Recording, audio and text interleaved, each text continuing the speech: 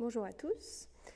Donc pourquoi et quelles adaptations effectuer chez nos patients vivant avec un diabète de type 1 pour être politiquement correct, mais c'est la seule fois où je le dirai, après ça sera diabétique de type 1. Au cours d'un effort. Donc mes conflits d'intérêts, il n'y en a pas pour la présentation.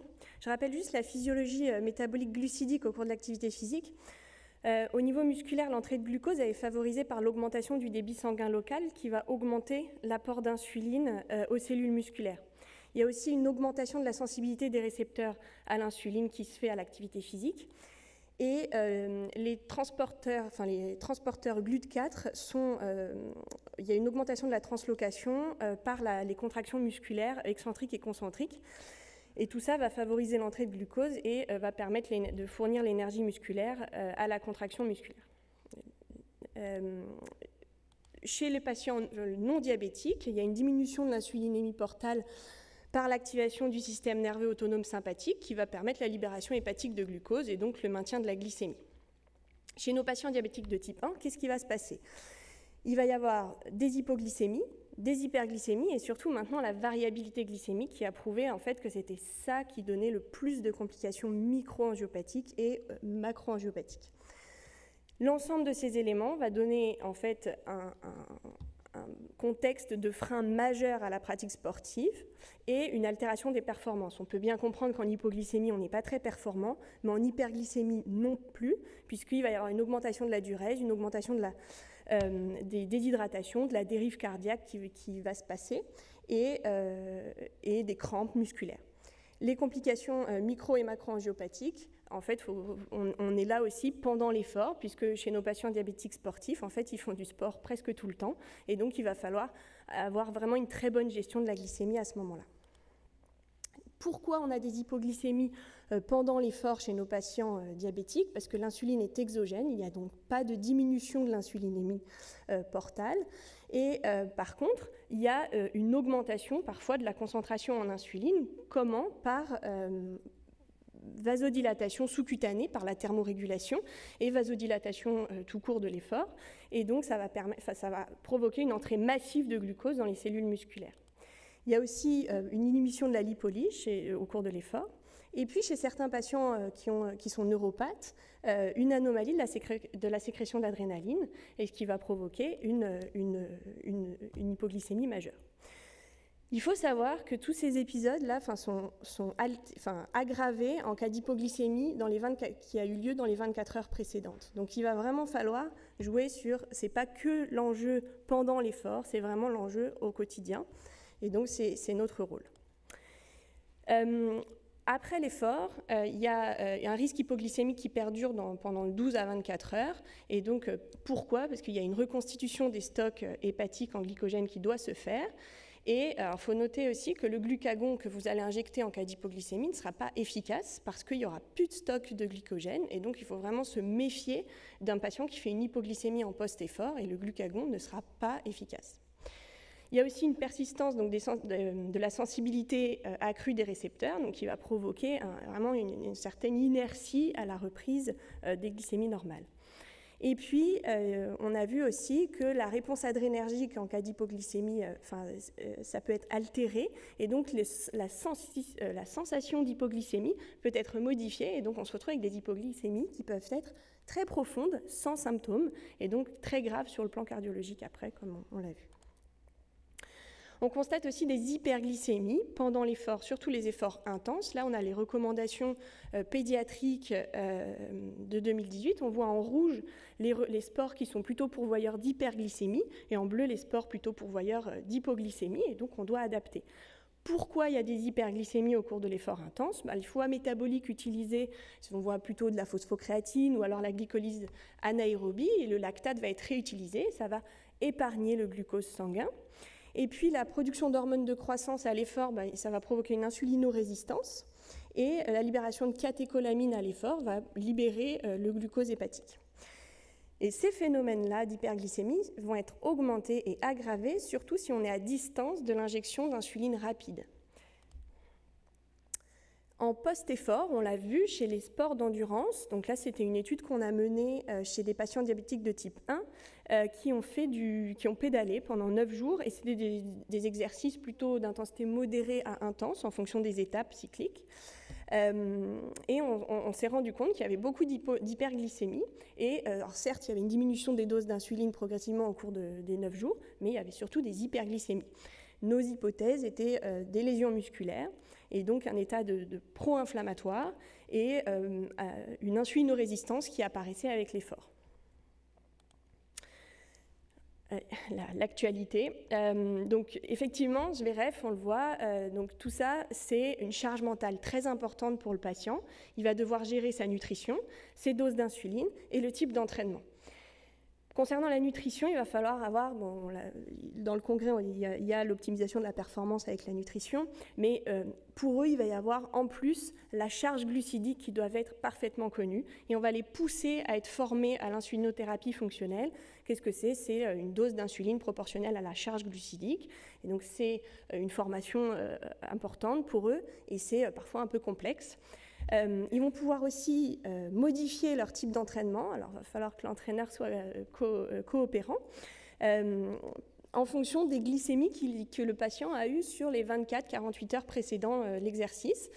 Parce que ça va être important de ne pas commencer un exercice physique d'endurance s'il a déjà fait 3 ou 4 hypoglycémies, même juste une en soi, dans les 24 heures précédentes. Et s'il est au contraire en état d'hyperglycémie, voire avec une petite cétose qui est apparue, il va falloir contre-indiquer les sports d'intensité ou de résistance. Donc on comprend bien qu'il faut un accompagnement par une équipe spécialisée, et ça ne se fait pas juste comme ça. Donc là, on le voit chez le patient diabétique de type 1 par multi-injection. On voit son schéma insulinique sur 24 heures, avec les injections d'insuline lente toutes les 24 heures, et puis les injections d'insuline prandiale.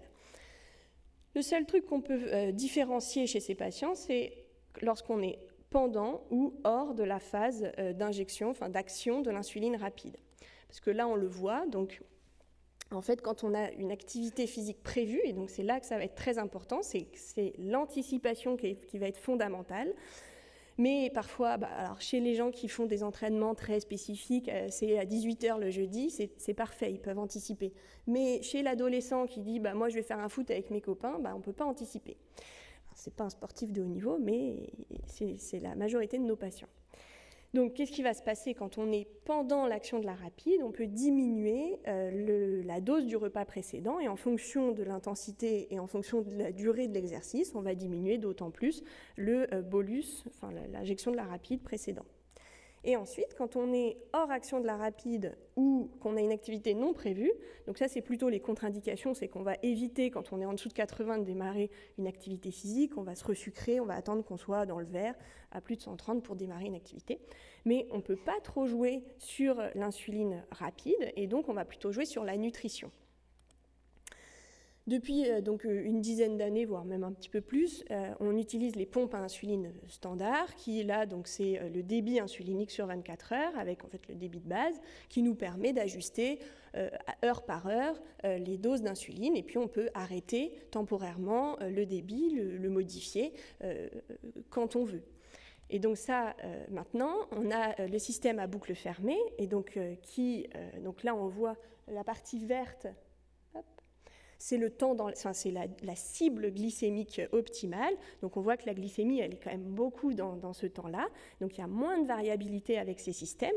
Et en bas, la courbe violette, c'est le débit que l'algorithme propose. Donc on voit bien que décemment, un cerveau humain ne peut pas réaliser ce genre d'adaptation, où ça serait à la minute de devoir en permanence modifier. Donc les algorithmes sont bien faits, et maintenant on se retrouve avec des temps dans la cible super grâce à ces systèmes. Mais ils ne sont pas tous encore équipés, et puis les systèmes ne sont pas encore performants au niveau de l'activité physique. Donc chez les patients qui ont la main sur leur pompe, donc pour les intensités faibles et modérées, on va éviter, comme je vous l'ai dit, s'il y a eu beaucoup d'hypoglycémie dans les 24 heures précédentes. Et qu'est-ce qui va se passer ? Si on est pendant l'action du bolus, on va diminuer le bolus précédent. Alors ça dépend un peu, il n'y a pas de recommandation à proprement parler sur la dose, sur les 50%, 75%. Et puis on va diminuer le débit. Dans cette étude, En fait, on diminuait le débit temporaire d'au moins 80%, 90 minutes avant l'effort. Donc, vous voyez, l'anticipation, il faut quand même qu'elle soit là. Et quand on fait une activité physique d'endurance, on doit absolument contrôler régulièrement sa glycémie. Donc, on verra après les dispositifs. Et puis, il faut se resucrer. Dès lors, pour toute personne qui fait du sport de plus de 45 minutes, il faut se resucrer régulièrement. Et donc ça, c'est qu'on soit diabétique ou pas. Et puis, quand on a une activité non prévue et qu'on n'a pas pu donc anticiper la diminution du débit, on fait un débit temporaire, on peut arrêter la pompe au moment, et puis on va plutôt jouer sur la nutrition. Et chez certains patients qui sont par exemple avec une contrainte pondérale importante, la nutrition, ce n'est pas forcément le meilleur des points. Donc, il faut vraiment anticiper. Pour les patients qui font une activité de haute intensité, donc pareil, on contre-indiquera ou on évitera s'il y a eu des grosses hyperglycémies ou s'il y a eu des épisodes d'acidocétose. Et alors, qu'on soit prévu ou pas prévu ou quoi que ce soit, de toute manière, on ne démarre pas une haute intensité comme ça sans s'échauffer. Donc, il y aura la phase d'échauffement qui peut durer 30 minutes, qui est la phase cruciale de l'hypoglycémie, puisque ça part dans les 30 minutes. On perd en moyenne 70 mg par décilitre en 30 minutes. Et donc, ça va être les mêmes adaptations pré-exercice qu'une activité physique d'endurance. Et puis ensuite, on va quand même maintenir un débit d'insuline. Et parfois, il va falloir faire des bolus. Par exemple, Zverev, au cours d'un match de 5-7, il va devoir se resucrer régulièrement, manger comme tous les autres, et donc faire des bolus réguliers pour assurer le maintien de la glycémie, qui ne part pas en hyperglycémie, surtout que le tennis, c'est quand même du fractionné. Généralement, on n'apporte pas de glucides pour un fractionné simple, mais quand on a un fractionné long, on peut en apporter avec des bolus. En récupération, donc le risque hypoglycémique perdure surtout dans la nuit d'après, et donc on peut utiliser les exercices en haute intensité pour limiter le risque hypoglycémique. À l'effort, par exemple, quand on est en phase d'endurance, on peut faire des sprints pour limiter les resucrages chez les patients qui ont un risque pondéral important et qui n'ont pas envie de se resucrer, ou au cours des marathons, quand ils ont la nausée et ils ne peuvent plus se resucrer, en fait on leur dit d'accélérer, ce qui va permettre de remonter la glycémie temporairement pour redescendre ensuite. Et donc, chez les patients qui peuvent faire ça aussi à la fin de l'activité d'endurance, ça limite le risque hypoglycémique sur les 8 heures post-exercice. Qu'est-ce qui se passe? La resynthèse des stocks hépatiques en glycogène, elle est dépendante de ce qu'on mange, donc du resucrage et de l'absorption digestive, et de l'insuline. Et donc, ce qui peut être intéressant, c'est ce qu'on appelle le refueling bolus. C'est un bolus d'insuline avec une consommation de glucides juste après l'effort qui va permettre de métaboliser les glucides rapidement et de reconstituer un minima le stock hépatique. Parce qu'on a vu récemment qu'il y avait un comparateur hépatique des glycémies qui comparait en fait la glycémie portale et la glycémie artérielle. Et s'il n'y a pas un gros gradient entre les deux, en fait la reconstitution des stocks ne se fait pas. Donc quand on est en état d'hyperglycémie, il n'y a pas de reconstitution des stocks hépatiques en glycogène et donc le risque hypoglycémique futur est majeur. Donc ce n'est pas parce qu'on est en hyperglycémie post-effort immédiat qu'on est tranquille pour la suite. Donc ce qu'on va faire, c'est qu'on va perdurer la diminution du débit de au moins 20% sur les nuits d'après, sur la nuit d'après. Alors après, nous, ce qui est plus simple pour nous, parce que ça constitue en fait un point de départ, c'est les recommandations, c'est un peu les études qui montrent ça, mais en l'occurrence, chaque patient est différent au niveau des types d'entraînement, de la charge glucidique, des réponses à l'insuline, et donc il faut absolument qu'ils fassent des tests de terrain en entraînement, et aussi pendant les compétitions, parce qu'on sait que les compétitions, ça engendre un stress, et donc une production de catécholamine, de cortisol, qui font monter la glycémie. Ils se retrouvent à 4 grammes au départ d'un marathon. Il faut gérer. Donc c'est des ajustements en permanence, il faut qu'ils notent tout et qu'on ajuste. Et donc c'est vraiment une équipe spécialisée, ça nous prend beaucoup de temps, mais c'est super intéressant. Voilà.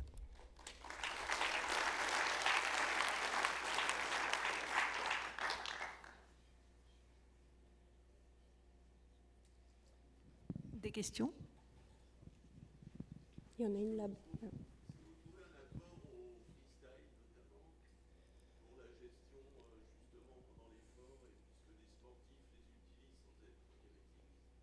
Alors, je crois que c'est un peu le topo d'après, effectivement. Mais oui, évidemment. Nous, de toute manière, maintenant, les capteurs, le freestyle s'est remboursé depuis quelques années. Heureusement. Alors parfois à l'effort, avec la chaleur cutanée, ça marche pas. Donc ils sont là, donc c'est pas forcément optimal. Mais après, alors, le freestyle c'est très bien, mais les autres comme le Dexcom ou l'Enlight, c'est vraiment, oui, c'est essentiel maintenant. Et puis maintenant, en fait, on ne sait plus travailler que par ça. J'ai une question. Oui. Finalement, le diabétique de type 1 de haut niveau, il a des variations glycémiques peut-être moindres parce qu'il est très bien suivi.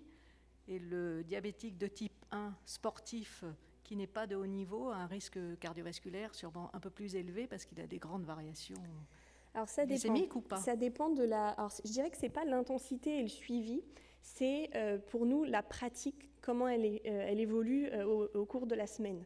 Un patient qui va faire une fois ou deux sa séance de sport dans la semaine, pour nous, ça va être très pourvoyeur de variabilité glycémique parce qu'en fait, il va falloir ajuster la basale les nuits d'après, mais les reprendre les nuits d'après. En fait, c'est en permanence à modifier. Alors qu'un patient qui fait par exemple du triathlon et qui du coup s'entraîne tous les jours, bah pour nous, c'est beaucoup plus simple et il y aura beaucoup moins de variabilité glycémique parce que la sensibilité à l'insuline, elle reste bien stable, les récepteurs sont bien sensibles, ça reste beaucoup plus stable généralement. Et donc nous, c'est pas tant le niveau, mais c'est plutôt, on va dire, la durée de pratique et comment ils pratiquent dans la semaine. Certains sports sont contre-indiqués, j'imagine que l'escalade et la plongée sous-marine. Normalement, on prône, moi je suis dans le groupe de travail de la Société francophone de diabétologie sur l'activité physique, on prône toute la pratique. Donc il suffit qu'ils sachent se gérer en hypoglycémie. Avec les capteurs maintenant, ils peuvent avoir les bips qui arrivent. Ils peuvent sursucrer s'ils sont en plein milieu d'une falaise. Bon, ils peuvent sursucrer en plein milieu de la falaise. Pareil en plongée, il faut qu'ils soient capables. Donc ils peuvent plonger maintenant. Il faut qu'ils soient capables de se resucrer sous l'eau. Donc avec des dispositifs, donc il faut qu'ils aient un niveau qui permette d'enlever et puis de se resucrer. Mais donc maintenant, on ne contre-indique plus les sports pour des questions de risque d'hypoglycémie. Delphine Arduni s'occupe du World. Pardon, j'ai pas compris. Delphine Arduni, qui est une comment ça s'appelle, montagnarde, alpiniste, et donc une femme. Elle est diabétique de type 1. Est-ce qu'il y a dans ce suivi effort, post-effort, une différence entre les hommes et les femmes par rapport aux variations de glycémie à votre Alors, on les voit au cours des cycles menstruels, puisqu'il y a une grande variabilité pendant la phase prémenstruelle et pendant les règles. Donc ça, c'est un peu un frein en plus pour nos patientes sportives. On le voit au CREPS, enfin moi je travaille avec le CREPS, on le voit les quelques patientes sportives diabétiques sont vraiment en état d'hyperglycémie pendant les règles, en état d'hypoglycémie avant, enfin c'est vraiment un chamboulement hormonal qui fait que oui, il y a des variabilités. Mais après, en dehors de ça, en dehors de ces deux phases, non. Est-ce que vous incitez fortement les patients sportifs de haut niveau ou de moins haut niveau à adopter la pompe à insuline en fait? Ah oui, bon, dans ma pratique, même les non-sportifs, tout le monde doit avoir une pompe. Tout le monde maintenant doit avoir une pompe en boucle fermée parce que c'est génial.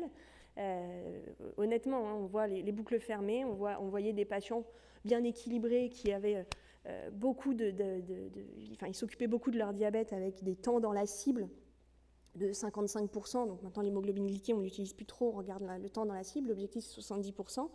On est à 55% avec beaucoup d'acharnement, beaucoup de contrôle de la glycémie. On passe en boucle fermée, il passe à 85% de temps dans la cible, avec une charge mentale qui diminue drastiquement. Ils ne sont plus là à devoir jongler avec leur glycémie. Ça se fait tout seul.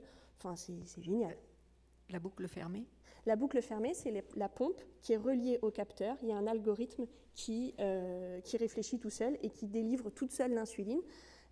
Qui va baisser les débits d'insuline, qui va augmenter les débits d'insuline. On va juste, au moment des repas, lui dire combien de grammes de glucides on mange, et elle va dire « Ok, je vais faire telle dose d'insuline ». Donc c'est vraiment l'ordinateur qui fait tout, et ça marche super bien. Donc maintenant, c'est remboursé. Tous nos patients sous pompe vont passer à ces systèmes en boucle fermée. On est en train de faire un gros afflux. Et tous nos patients sans pompe qui étaient très réticents à la pompe, on va les passer en boucle fermée directement parce que c'est génial. Surtout pour la charge mentale de ces patients. L'indication de la pompe, elle est pour tout le monde ou... Alors, normalement, c'est plus de 8%, ou voilà, enfin, il y a quand même des contraintes, des indications d'équilibre, mais au final, on est un peu hors reco, nous aussi, sur beaucoup de choses là-dessus, parce qu'en fait, c'est un tel confort, c'est aussi à la demande du patient. Parfois, il y a un ras-le-bol de la prise en charge qui fait que on va leur proposer ça pour qu'au moins, ils se traitent.